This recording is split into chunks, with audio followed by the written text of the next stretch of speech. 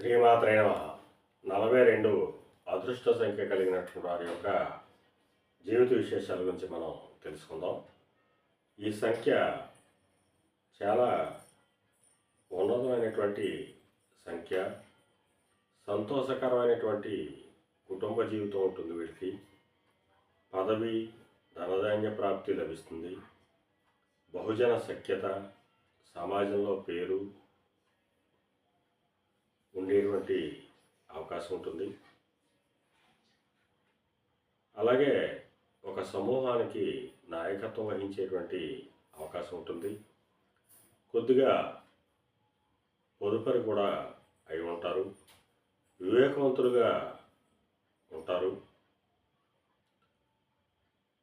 ఒకవేళ వీరికి మధుమేహం వచ్చినప్పటికీ కూడా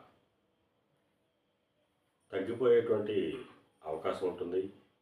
అంటే ఆరోగ్య విషయం కూడా వీళ్ళకి చాలా అద్భుతంగా ఉంటుంది.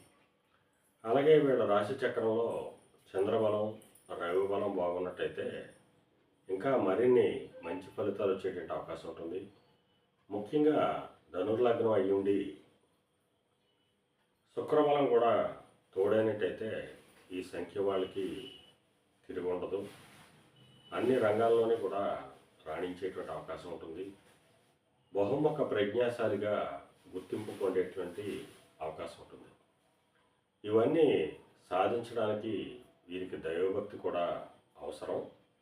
అందువలన ఆ అమ్మవారిని ఆరాధిస్తూ, శ్రీచక్ర ఆరాధన చేస్తూ, లలితా సహస్ర పారాయణం చేసినట్టయితే ముందు చెప్పుకున్నటువంటి ఫలితాలన్నీ కూడా ఈ జాతకులకి సంపూర్ణంగా లభించేటువంటి అవకాశం ఉంటుంది.